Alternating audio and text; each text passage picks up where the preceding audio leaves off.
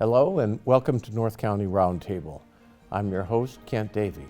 Today we will be joined by Fire Chief Rick Robinson, who's retiring as Fire Chief. The Oceanside Fire Department was originally organized in 1888 and became a professional organization in 1926. Today it has about 130 personnel and serves a community of about 160,000 people. Please stay tuned for this edition of North County Roundtable.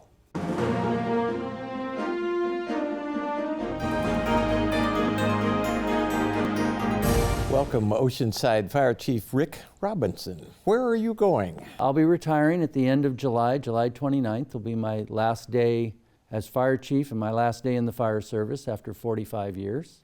I thought I might be done and go off into retirement and just enjoy life and do things, but I've been kind of called back to service a little bit more, and what I'll be doing after I retire is to run for Oceanside City Council in District 2.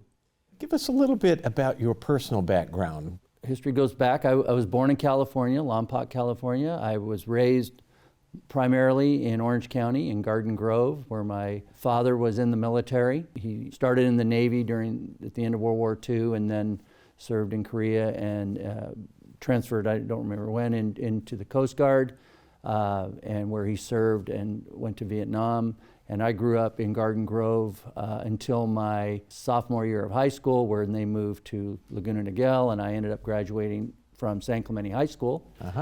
After that, I thought I was going to go into a whole different line of work. I wanted to be a pharmacist, and I was working in Orange County and studying at one of the community colleges, and found out that wasn't the career path for me after all. And I was fortunate enough to be directed towards the fire service. Primarily paramedicine was my interest. It was fairly new back then in the late 70s. Went to Santa Ana College, graduated from there, went to their fire academy, and I ended up getting hired by a small fire district here in San Diego County called Rincon del Diablo Fire Protection District. And it's out there it was in the unincorporated area next to Escondido. That was in 1977.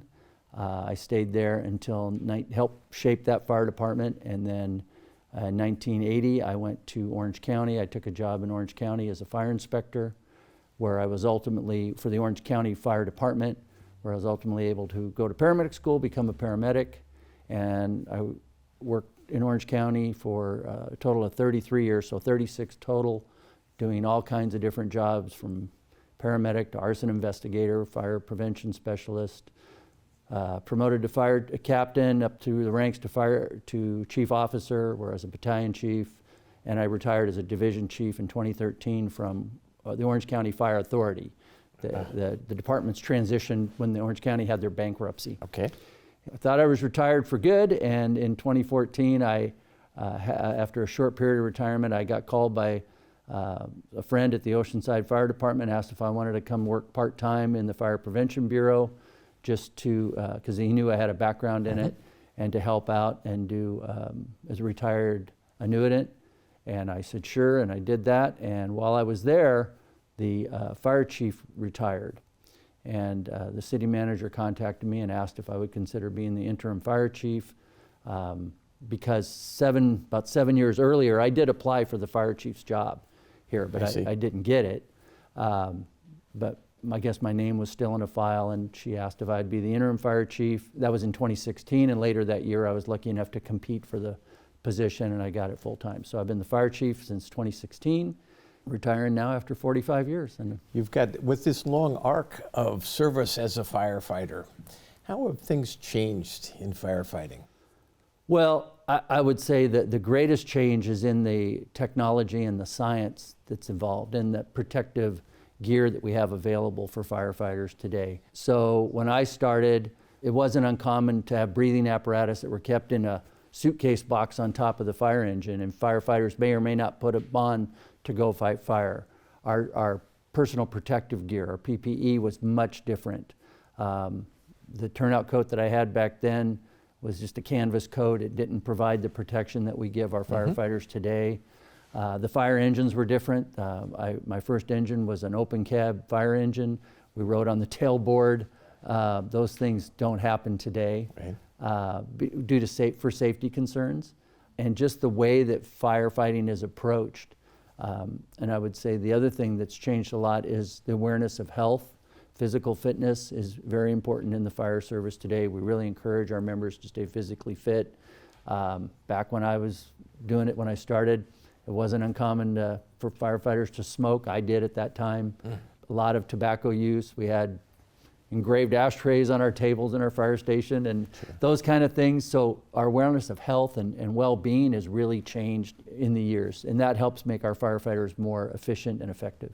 Have you seen over the course of your career then firefighters fewer workplace-related injuries because of those sorts of things? I think that yes, in some areas we've seen fewer injuries, although just the nature of firefighting work in itself takes a toll on things like backs and knees and shoulders. So we still get those industrial type injuries, but I think that the career of a firefighter is probably longer today. I know post-retirement, the life expectancy has really extended than what it was. If I recall correctly, firefighters post-retirement life expectancy used to be fairly low. Yeah, in the 60s. In the 60s. Is that due in part to the presence of toxic materials in the fuel source itself, or is it the work and the workplace injuries, the lifting or back strains, or any idea what that was a result of and what changed? Right. I think a lot of it was industrial related because we didn't use the breathing apparatus. We didn't have the protective gear that we do today, that firefighters and some of the personal health habits that firefighters were pretty worn out by the time they'd hit 50, 55 years old and retired. They may have had another 10 years of life in them.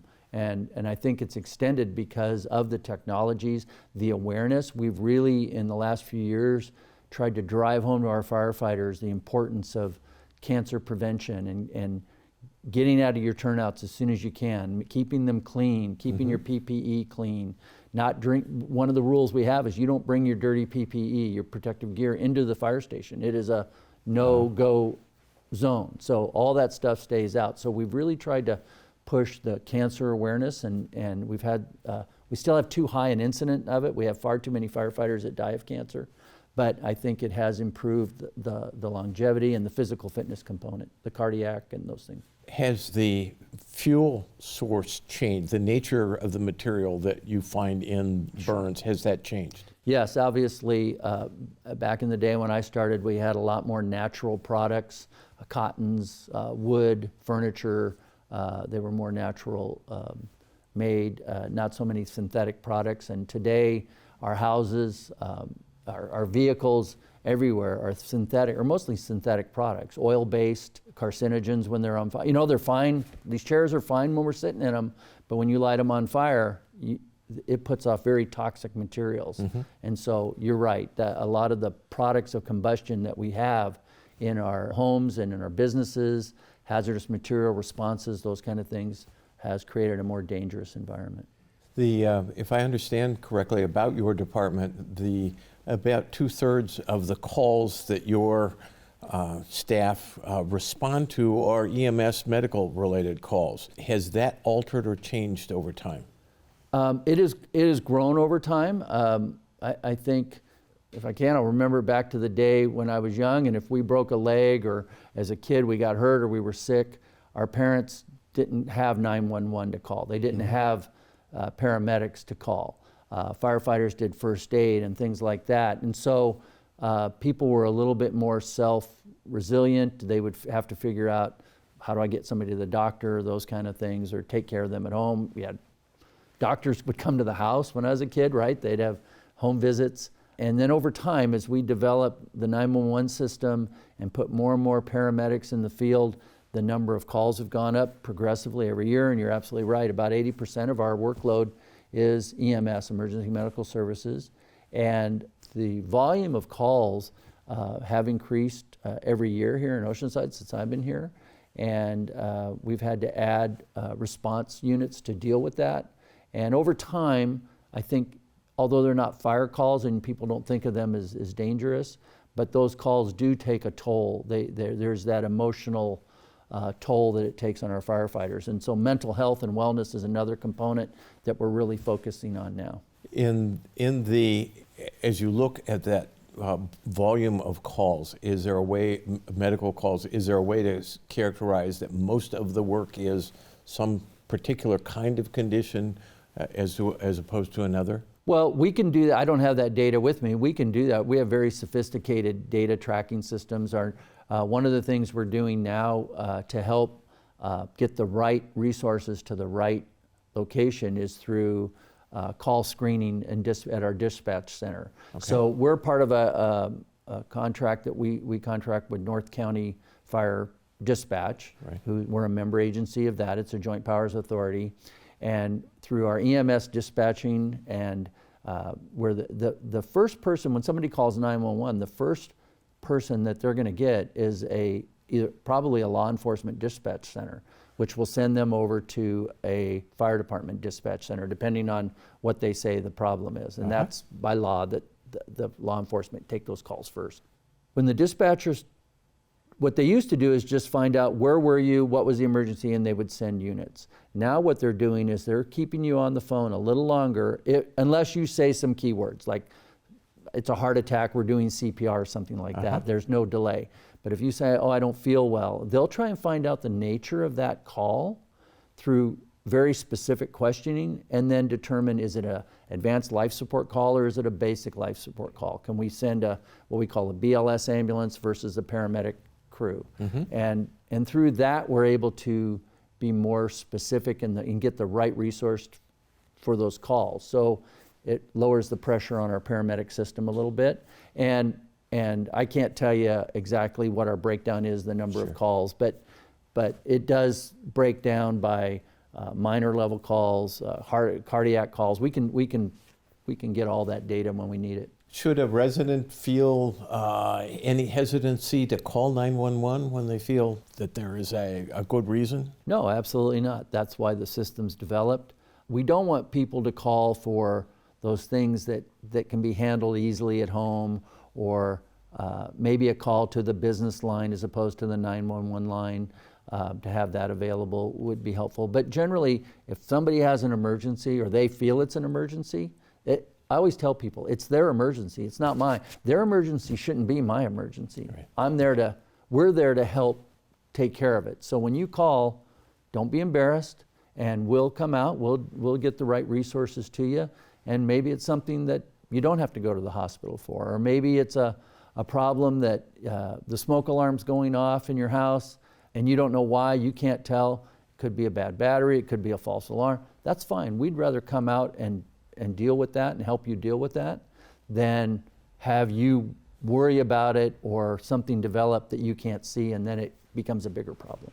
The Oceanside Fire Department isn't just a fire department in the sense that you've got firefighters, you've got EMTs, you've got fire suppression, you've got fire prevention, and you have lifeguards. Yes. Can you break down for us the various categories and responsibilities? Sure, and one of the great joys I've had working for this fire department, I will tell you, is I was very well versed in the fire side of things, but when I became the fire chief here and then got to work with our lifeguards and that part of our service, that's been a real pleasure for me to learn and understand the difficult work that they do also. So one of the things we've changed from fire prevention is we've started to shift our organization to community risk reduction, because it's not just about fires anymore. Our job is to try and reduce risk across all areas of the city. Okay.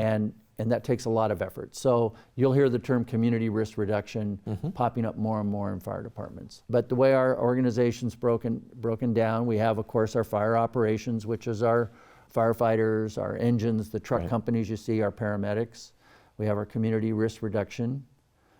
We have our EMS division, which focuses on primarily our paramedics and EMT program, but also make sure that they're current on their hours, their training, they get all the updates that they need. We have an administrative division that makes sure that our budget is handled, and then our lifeguard division.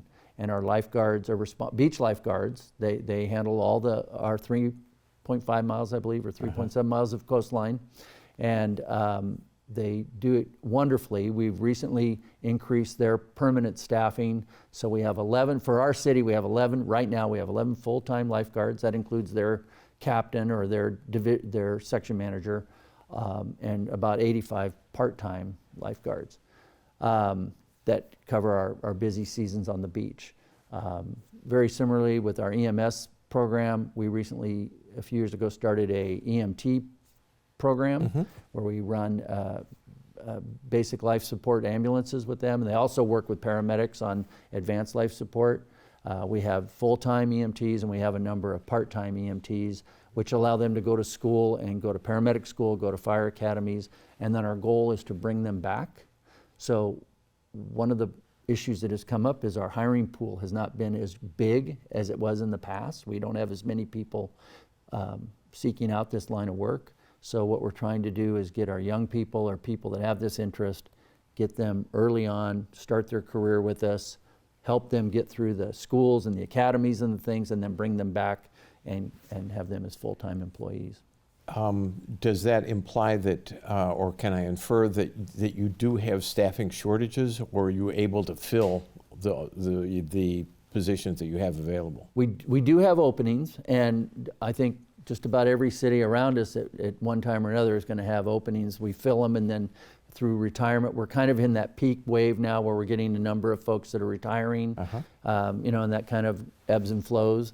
But we also have people that sometimes leave for a larger department, for more opportunity, more pay, whatever it is. And so we have to fill those gaps. And what the trend we have seen over the last couple of years is that when we advertise for a opening, and I use this analogy, back in the day when I was testing, if there was one opening, there would be hundreds of applicants. Right. Today I can have 8 openings. Our last recruitment, I had 8 openings and we had 29 applicants. Wow. Now that's not just Oceanside. That's any of my neighboring fire chiefs. I talk to them and we're all seeing the same thing, a lower number of applicants. And it has nothing to do with the qualification of the applicants, because we get very high qualified people and people that really desire to serve, which is important. But it's just for some reason, and we don't know why, this has become kind of a less desirable career path. Any speculation as to what's going on? Well, it is purely speculation on my part, because I've seen no studies to back anything up.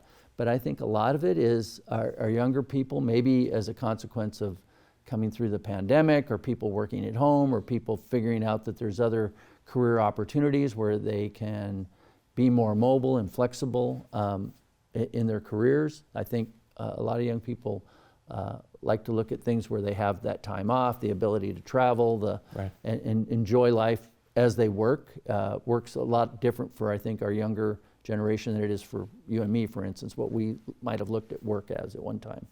And it's just not the interest. And so that's why we have our Fire Explorer program, which through the high schools, we reach out to young people to get them interested in service as not only a firefighter, but just service as a public servant, working for a city or a county or special district or something like that. And it may be in a number of different ways. We have a number of young people that have started in our Fire Explorer program and found that the firefighting component of it wasn't for them, but we've been able to bring them on in our Community Risk Reduction Division as fire inspectors. So they're going to start their careers in the fire inspection, fire prevention world. Yeah, I was going to ask you, can you give us an example of community risk reduction, what that might be? It could be something as simple as when our firefighters go to a house, and maybe it's a medical aid, or maybe to do something as simple as when the paramedics come in and they take the patient away. For the firefighters that come on the engine, that they're still there, is to take a look around and notice, ask the people, do you have a working smoke alarm? If you're in a senior home and you notice that it was a trip and fall type thing over, encourage them to pick up their throw rugs. That's one of the number one causes of falls in the home for seniors is rugs, things like that they can trip over. Right. So it could be something as simple as that, or it could be more complex as getting into the wildland urban interface areas working with communities to create safe space, to do those things. And then, of course, our very technical inspections and those kind of things. Like I say, supporting that, reducing that risk. If we can reduce risk in prescription drug overdoses because people have too many prescription drugs, say in seniors, for instance, and they forget. If we can support programs that help them eliminate those collectives of medications and do those things,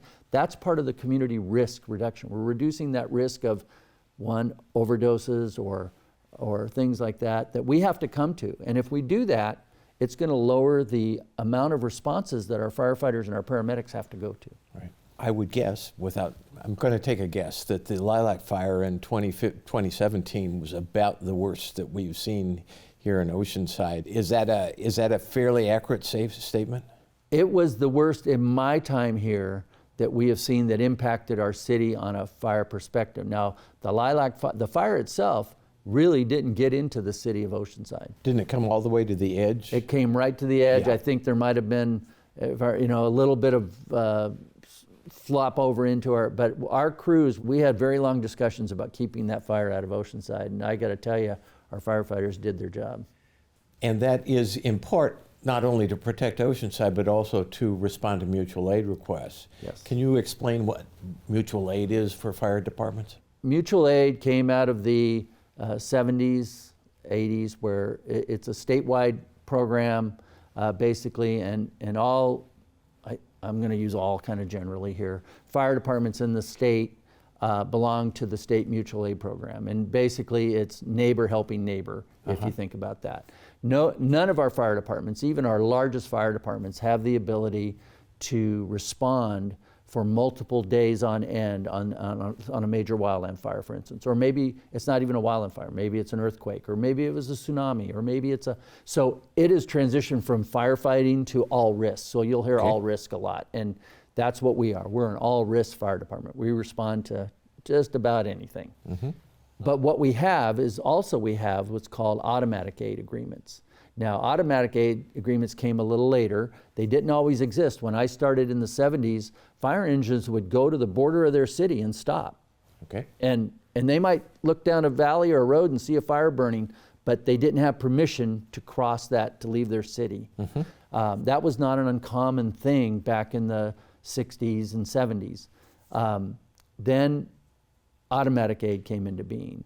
And so mutual aid is a system that we have to request aid. You have to ask for it. It goes through the dispatch centers, goes through regions and zones, and you can get anything you want if you need it, if you want to pay for it. And aircraft or hand crews or dozers or fire engines, trucks, whatever you need. But automatic aid, you don't ask. It just happens. And so people sometimes say, why did I see a Oceanside paramedic but a Carlsbad fire engine, or vice versa? It's more likely you're going to see a Oceanside fire engine and a Carlsbad paramedic or a Vista paramedic unit. And it's because we have automatic aid. We send the closest resource that's available for that particular type of emergency. So if we have a structure fire and we need 2 truck companies in Oceanside right now, a truck company is the ladder truck, it's the longer specialized vehicle. We need a second truck, automatically Vista, Carlsbad will send their truck company. So that's one of the real benefits to how we work today. In this city, you've got 8 fire stations, and you have these aid arrangements. Has that dramatically reduced response time over the years? It has, but remember, as the city grows, and that's kind of where I see us now, we're kind of in this period of growth where we're reaching the limit of some of our capabilities for our engine responses, our paramedic responses. And so we're in the process. We just contracted to have what's called a standard of cover study done, and it's going to start here probably in August, I would think. And they will look at all our fire station locations. They will look at the number of units we have for the number of calls, and that'll give us, and our decision makers, our council members and our city manager, will give them some really hard data that they can look at and analyze and say, what do we really need? And I think what will come out of that is We're redoing some fire stations, which will help. We're redoing Station 1 downtown. That's already in the process. We're working on our Station 8. We're putting a permanent Station 8 in right now. They're in a temporary building. I think that those things are going to help, but we're going to need more resources out of those stations. So we're going to need a second truck company in. We're going to need another engine company probably in. These are the things I think that'll show. I see. I think at that point we're also going to need to grow our management group a little bit, because our battalion chiefs are already taxed out in what their span of control, their ability to manage that number of subordinates and the collateral duties that they have to do. And so I'm really hoping that also out of that we'll see in the next year or two a second battalion. I see. So that'll split the management oversight, and that'll really we're the third largest fire department in the county, and we're really at that breaking point. We're kind of growing up from that adolescence to adulthood of fire departments now. We're almost out of time, but let me ask this: what's the toughest fire that you ever were part of the suppression? For me, and I wasn't on the line for this one, but when I was a chief officer in Orange County, one of my jobs was to oversee the dispatch center. And part of that, we had a department operating center in there. And we had a fire, it's called the Freeway Complex Fire. It started in Corona and burned into Yorba Linda off the 91 freeway. And I've been on a number of wildland fires and fighting fire and all that, those kind of things. But the most difficult one for me was to go into the DOC and be the decision maker for the department. Now, we had the fire chief, but the responsibility lied on the chief of the DOC, the Department Operating Center, to take all the information, to make sure that we had coverage. And the focus for that was so much on that fire because people could see the damage, but they would forget that there was another 1 million plus residents that needed protection that weren't involved. They were never going to be involved in that fire. And so it was how do you make those decisions to send resources and then hold others back? Right. And you have firefighters that are sitting in their station that can see that they need more firefighters on the fire, but they can't, because they got something the else need to worry stay there and protect those citizens that might call for that heart attack or have their own fire or something else. I think for me that will always be the one where I felt that I was truly tested as a leader and a commander, so to speak. But there's been a number of fires that I've been on the front lines and fought, and I think any firefighter, we're a little weird when we say this, but that's what we're here for. We don't want them to happen, but when they do, that's what drives us. That we know that we're putting our training together, we're putting all our skills, and we work. And just like our firefighters here in Oceanside today, when they go out to a wildland fire or even a structure fire, I know there's not a single one of them that wish that happened to anybody, but I know they all put their heart and soul into fighting that fire and doing what they do because that's what they're trained to do. As you step down, there is a new chief taking your place, Dave Parsons. Tell us about that. Well, Dave, when I came into the department, Dave was a fire captain. He held the rank of fire captain. And I had the pleasure of working with him side by side in our fire prevention division. And I realized Dave was a very special person and very talented, and he had a lot of expertise in a lot of areas. And as I was fortunate to be able to promote him to battalion chief after he competed in a process.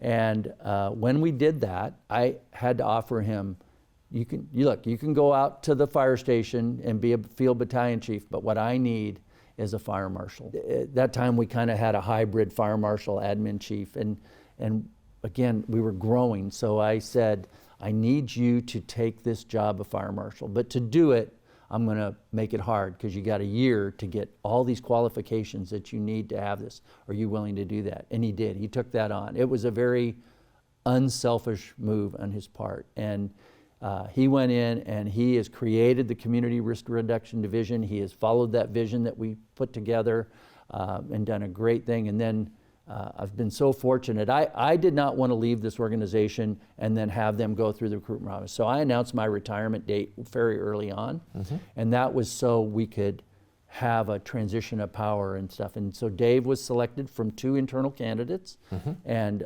I'm very, very excited for him, and I'm very excited for the men and women of the Oceanside Fire Department, that the leadership that they're now going to have.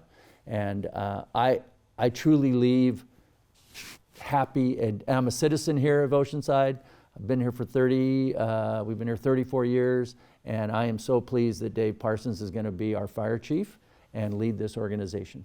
I will say I've had great partnerships with all the division managers, the directors, the city managers that I've had, and we really have had a great partnership. To the men and women of the fire department specifically, I want to say thank you for what you do every day.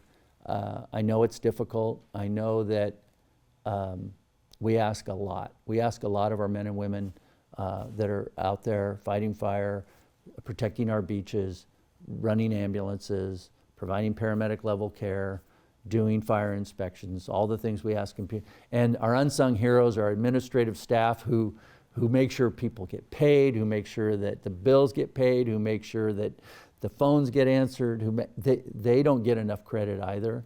And so to every member of the Oceanside Fire Department, no matter what your job is, I thank you, I value you. Hopefully I have led the organization in a way that makes you proud in some way. And I know I'm leaving you in great hands with Chief Parsons and the command staff that's coming in, and the future is very bright for the organization. I see some great things ahead, and I'm going to be pleased to watch you, all of our members, thrive and take us to the next level. Well, thank you very much, Chief Robinson, for your career and your service to this community and to all of the communities that you've served, and wish you the best of luck. Well, thank you. I appreciate it. And if I can just say to the public, thank you for allowing me to do this job for as long as I have.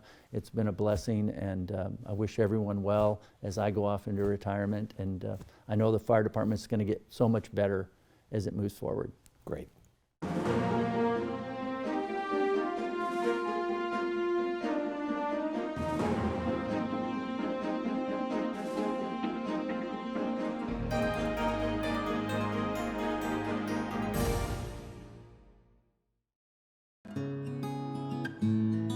KOCT, the voice of North County.